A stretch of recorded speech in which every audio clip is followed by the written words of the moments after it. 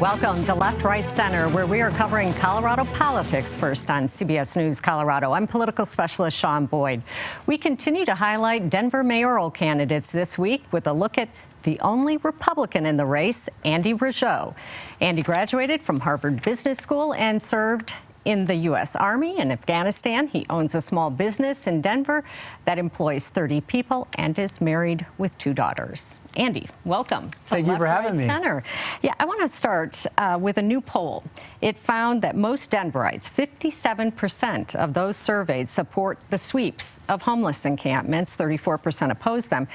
You're with the supporters. Clearly, these sweeps have not worked. What else do you do? So as mayor, I want to enforce the camping ban to get the homeless into the mental health and drug addiction services they need. And our current mayor hasn't done that. Our current mayor has failed our city. Our current mayor has decided when it's politically expedient to occasionally sweep. What we actually need to do is consistently enforce our camping ban to get people to use those services like are offered by STEP Denver, Stout Street, Denver Rescue Mission, because that's the only thing we can do as a city. You support involuntary treatment. Certainly in some cases, you've said. How far do you take that? Does everybody with a drug addiction, everybody with a mental health issue get put in treatment, get forced into treatment? So when I see someone sitting on the street dealing with a mental health issue or drug addiction issue, I think the compassionate thing to do is get that person help. The compassionate thing to do is not to step over that person. So if you talk to people who've been through these services, talk to people who have, for example, woken up on a street corner and had their daughter call them and say, I don't want to talk to you ever again, Dad, until you get clean.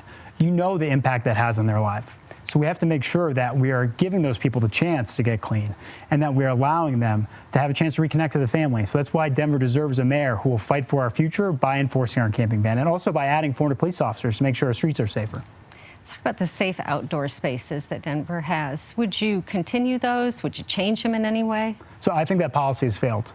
We have not seen a housing first policy work in our city. What we need to do is a treatment first policy. We're helping someone who's dealing with those mental health and drug addiction issues get into the help they need. So it's something where I would not support that, and I will make sure that we are instead getting people into services. There's a lack of affordable housing in Denver, but since enacting the inclusionary zoning policy, where the new housing includes a certain number of affordable units, the permit applications for multifamily dwellings is down. Would you discontinue that policy? Yeah, so I don't think that policy is working. Right now, if you're a blue-collar worker, young family, if you're a first-time home buyer, it's difficult to afford a home in our city. I talked to a waitress who is commuting from 45 minutes out of town every day. It meant she couldn't drop her kids off at school. It meant she was spending an hour and a half in traffic. And the reason why we're not building enough housing in our city is because we have regulations that are increasing the cost of building.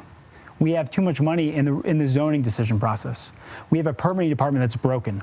That's why, as mayor, I will fight for our future by fixing that broken permitting department, by getting rid of regulations that are increasing the cost of building housing in our city, by getting money out of the process. You know, the same poll on homelessness also asked about crime in the city.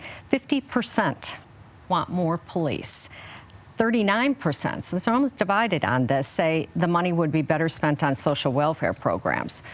What social welfare programs, if any, would you spend more money on? Do you think the city should maybe expand? Yeah, so as mayor, I will add 400 police officers. That is a solution to rising crime. When my immediate next door neighbor on Christmas Eve had 4 people jump their fence and try to pry open their back door, and they had to sit on hold with 911 on Christmas Eve in fear of their lives, that is a memory that will stick with that family the rest of their life. That's a memory that I don't want my daughters to have. The solution to that is more police, not less police. And the other candidates who are running for mayor who think the answer is decreasing funding for the police are simply wrong. That's why, as mayor, I'll fight for our future by adding 400 police officers, not by reducing funding for our police department. But are there social welfare programs that you would like to expand too? I think the focus should be, again, on making our city safe, which is by increasing the number of officers. It's also by increasing funding for our police training. Because if we have police that have that additional training, for example, in de-escalatory procedures, they'll be better policing. You've talked about bringing on 400 more officers. There aren't enough graduating from the police academy. There's so few. Aurora is actually going out of state in recruiting officers to bring here. So how would you attract 400 more police officers? Yeah, so attracting 400 more police officers is critical. And when I talk to former officers, even former chiefs, they tell me the issue is not a pay issue. It's not a wage rate issue. It's an issue of support. They think our current mayor does not have their back. They think they can't do their job. If we had a mayor who had supported our police, who would let our police officers actually do what they want to do, which is help and protect our community, we wouldn't have an issue on staffing. When I talk to former officers who have quit the force and worked to be firefighters or paramedics in the city because they know that's where they can help, those are people who, if we actually allowed our officers, for example, to pursue nonviolent crimes who are fleeing from a site of a crime, we will be able to keep those officers and actually increase our staffing. I'm going to switch gears and talk about climate change here. Name 3 changes that you would make to get Denver to its stated goal of 65% renewable energy by 2030, and how would you fund them? Yes. So meeting that climate goal is critically important. The way we do that is actually by becoming a clean innovation hub in our city. So right now, to hit that 65% goal, we won't do it with the policies of our current mayor. We won't do it with the policies that are being proposed by other candidates. We only do that by having an energy revolution, which is driven by technological innovation. It's not driven by top-down government changes. So we need to be a city that's encouraging small businesses to start here. We need to be a business that's a hub for talent. We do that by being a safer city, a city where people feel safe walking to their car after work. We do that by being a city where people can build businesses. So that's why, as mayor, I'll add those 400 police officers. I'll also get rid of regulations that make it difficult to build businesses in our city. Some mayors oversee their school districts. Should the Denver mayor seek that authority? So our public school system here is broken. Something where, for example, we're excluding police officers from our schools. We're seeing horrific crimes, including a recent shooting near East High School. We've seen over 250 weapons confiscated from schools in the past year. We need to reintroduce police officers back into our schools. I want my daughters to be safe when they go to school. Will you send them to Denver Public Schools? I will. And I want them to be safe when they go there. I don't want them to be in a situation where they're worried about a weapon being in the school. That's why we need to have police officers reintroduced, and something I'll do as mayor. I wonder, if you don't win this election, will you continue to live in Denver? So I'm going to win the election, so it's an easy answer. But yes, this is the city where I put down roots. After I got out of the Army, I could have lived anywhere. But I love this city. I think it's the greatest city in the country. It's a city where I'm raising a family. I built a business. So I love this place, and I'll never let it go. So should you win, would you consider any of your opponents for a cabinet position? As mayor, I will make sure I have a diverse and competent cabinet. I'm going to pull from everywhere, including business leaders, political leaders. However, what I won't do is I won't take people who want the status quo. I think too many of the people who are running want more of the same. Or they want more of the same, but more money behind it. So I will make sure I have a cabinet that's dedicated and focused to adding those 400 police officers, to enforcing our camping ban and getting more housing built. I don't think the status quo and the current politicians are doing it. You know, Denver has been adding bike lanes, as you know, over the years. Do you think they should continue that? Do you think any of them should be eliminated? So bike safety and pedestrian safety is a critical issue in our city. We had a horrific accident on 38th and Sheridan, which is close to my home, where a bicyclist was hit by a driver running through a red light. The issue there is we're not enforcing our laws. That was 2 cars who ran through a red light and hit someone. There was not a bike lane, there was not a speed limit change that would kept that person safe. What kept that person safe was having a police officer who was arresting people when they're running through red lights. We live in the Highlands in the north side. When we're pushing our strollers with our daughters, we'll have people who gun it through alleyways, just alleyway after alleyway after alleyway. My wife has nearly been hit multiple times. That's why we need to add those 400 police officers, so we're actually safe in our streets. And we can't be talking about, like other candidates are, on decriminalizing, for example, speeding and running red lights, because those are what keep us safe, including our pedestrians and our bicyclists. So you're not talking about getting rid of bike lanes? No, I'm talking about actually enforcing our laws, right, including on speeding and red lights, which is the way we actually protect our pedestrians in the city. So Denver is adding new park space near the airport. Complaints are common that the city doesn't do enough to take care of the park space it has. Should it add more park space? So yes, we should have more park space, and we also need to take care of our park space. When we bought our house, we didn't have the girls yet, but we've got a beautiful little postage stamp park right behind our house. And I love going out there with my 3-year-old in my arms. She loves the swings. As soon as we go out that door, smile lights up. But I'll step out that back door, and I'll see a man with his pants around his ankles using his restroom. And people will tell me the compassionate thing to do is let that person do that.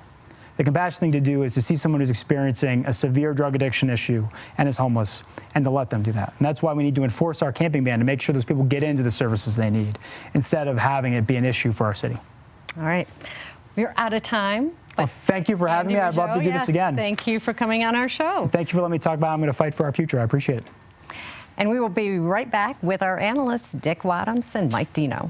Welcome back to Left, Right, Center. I'm political specialist Shaun Boyd with our analysts, Democrat Mike Dino, Republican Dick Wadhams. You heard my interview with Andy Rougeot. Thoughts, surprises, Dick? Well, I think Andy really separated himself from the crowd, Shaun. I mean, I hear other candidates talk about how they do support police, but I tell you, it's almost like they're embarrassed to say it, and they're kind of afraid to say it because of the leftward drift of Denver. I think he was direct, unequivocal, and you get a good sense about where he would want to go. I think he's separating himself. What stands out to you, Mike? Well, no doubt his sincerity, and certainly he has wonderful intentions for our community and for our city. The challenge, of course, is the dynamics of the campaign. Denver voters do pay attention to kind of your political background, and Republicans have had a heck of a time in this town for many years. Also, it doesn't help that the dynamic of the elections change. It's been moved up a month. People are just getting over the hangover from 2022. Right. And there's a lot of candidates in the race. And so to break out on the same issues that everybody else is running on is really hard. Certainly, he has some funding that he's putting in himself that'll help him get some attention on TV, and the other candidates are doing the same. Do you think we've talked about how Denver has moved further to the left over the last few years. Can a Republican win in Denver? I think so, Shaun, and I'll tell you why. Because I think people are more concerned about crime and homelessness and all these issues than they ever have before. And I got to tell you, I hear it from people I know in Denver that that they just think it's out of control. And I look at these other candidates, many of whom are good people, many of whom are friends of mine and who I like. But will they really take the bull by the horns, so to speak, and really do the things that have to be done in Denver to get it back under control? I don't think they will. They'll be too intimidated by the far left. And I think that if Andy really stakes out that turf with his upcoming ad campaign, I think we could see a surprise. And voters do see Republicans as law and order, Mike, but still, in the Denver? Well, let's be clear. They're not going to have a ballot that tells you that you're a Democrat or a Republican. But I do feel that voters in Denver, Democrats in Denver, have been exceedingly suspicious of Republicans for a long time. My father's a Republican, so I'm suspicious of him, right? And, of course, of Dick. But, you know, Don Bain, going back now 32 years, as we were talking with Andy, it's ancient history, but he wanted to mothball the airport. Now, can you imagine him getting elected and that actually happening and where we'd be today? Now, I'm not saying Andy has extreme ideas like that, but Denver voters have just had that suspicion. As we've talked about, Denver voters have become so much more liberal over the last decade, and it is swimming upstream. I don't know, Mike. I think the last couple of years, people might have thought that Don Bain was right, that we should have mothballed. Well, it's so poorly run that I think they might have thought Stapleton ran. It ran well. Well, so not as well as Denver International, but okay. Well, that's an argument for another day. The race just 6 weeks away, and yet 60% of voters are undecided, according to a new poll by a group of business leaders. What's more, only one candidate, former Chamber CEO Kelly Brough, came even close to 10%. Most of the candidates had less support than the margin of error for the poll. 4.9%. That's a pretty big margin of error for that poll, too, I think. But what does this say about the race, the candidates, both? Again, it's timing. I mean, we're still in the depths of winter. And people have not focused on that. Though ballots will drop in about 3 weeks, and then they'll have to pay attention to it. And so, having been involved in these races over the years, February is not a great month to get the voters' attention. They're just getting over January and thinking, God, I got another month of winter.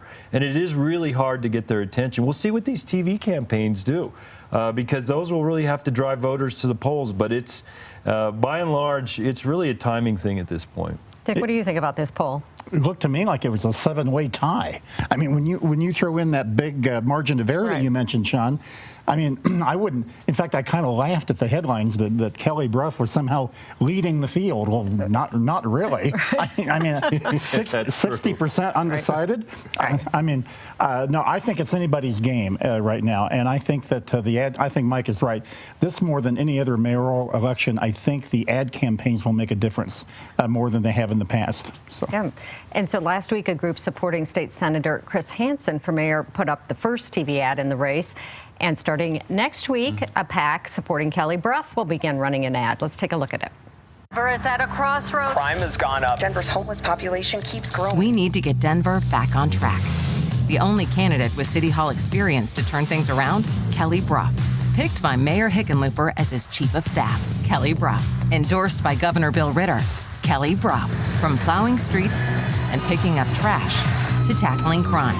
Brough knows how to make our city work because she's done it before. The choice for mayor? It's not tough. It's Brough. Kelly Brough for mayor. A little rhyming at the end there. You know, she's playing up her experience, her connection to Hickenlooper. She got Ritter in there. But voters clearly are not happy with the state of the city these days. So is she at risk of sounding too much like status quo? Well, first of all, the ad did start yesterday. And two, it isn't an... I thought it was starting this next week. No, it started yesterday, Thank you. And it is an independent expenditure. So Dick and I'd like to think that means it is completely separate from the political campaign.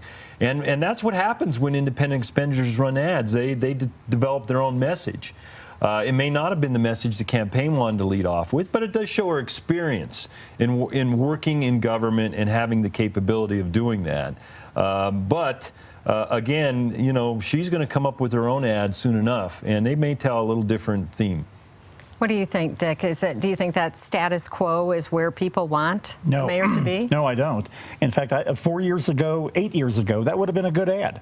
But I just think people are going to look at that ad and they're going to say, well, she's from the establishment. She's from the crowd that's been running the city for the last 4 or 8 years, and it's failing. And we're living in a city that has uncontrolled crime and hopelessness. And why would we want somebody from that crowd to continue to lead us? I think it's a mistake on that group. All right, well, we'll see. Thanks for watching Left to Right Center. We will see you next time.